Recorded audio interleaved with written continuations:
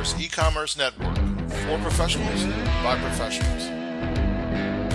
So, guys, Black Friday and Cyber Monday are literally knocking at our door, and it's no secret these are some of the largest, revenue-generating days for retail and e-tail companies across the globe.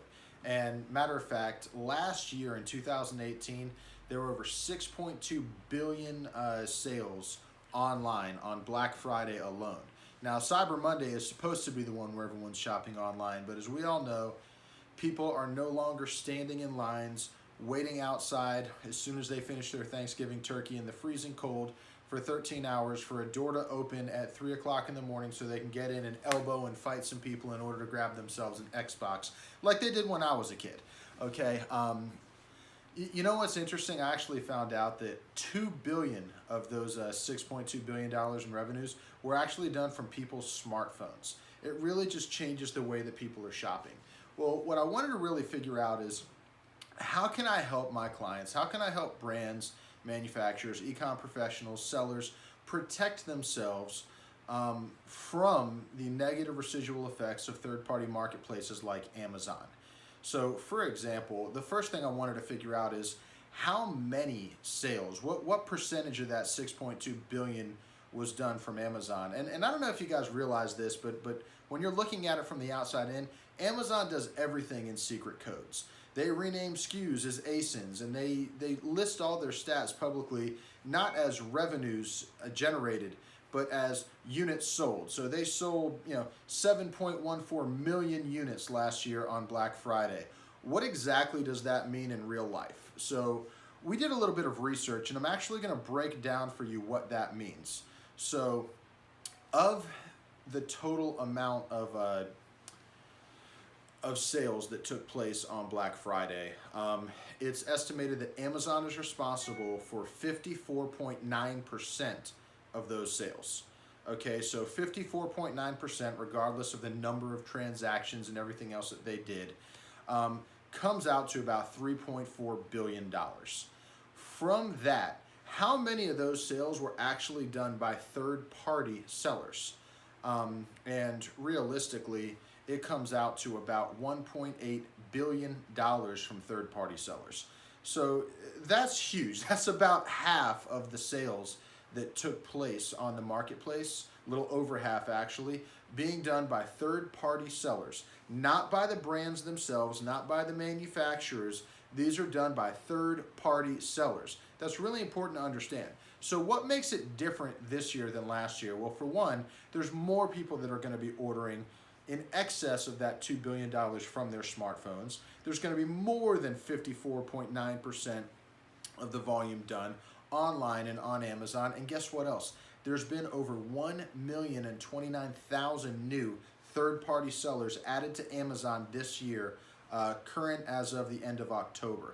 So if you don't think there's a higher level of threat, there's definitely more to contend with. So what do you really do to be able to protect your brand now that you understand what the problem and the issue is? And yeah, we're at the 11th hour. It's crunch time right now. The best thing that I could tell you to do in crunch time is this. One, you need to get full visibility on everything that's going on your channel now, and make sure that you and your staff can maintain that on Black Friday and Cyber Monday. And I do understand that because Cyber Monday falls into December, that a lot of people are starting their Black Friday sales early online in order to match last year's November revenues. Completely understand that, but that means that you and your team have to get a head start. You've got to see who's selling your products, and some of these people are going to be emerging now if they're not there already. Number two, you need to know who they are. And I'm not talking Google, oh, this corporation is ABC Corp in Delaware or Nevada or the Arizona desert or something like that. No, you need to be able to figure out who they are, who the owners are. How do you get in touch with them? You need to be able to overnight a letter to their doorstep, okay? Because you've got to be able to figure out who they are, where they got their product, and how to be able to shut these guys down fast and quickly. If you lose the buy box for an hour on Black Friday, that could make up for a significant portion of a company's revenues for the entire year. So you've got to be able to get eyes and measure out the threat and who the threats actually are. You've got to be prepared for the ones that come in at the 11th hour.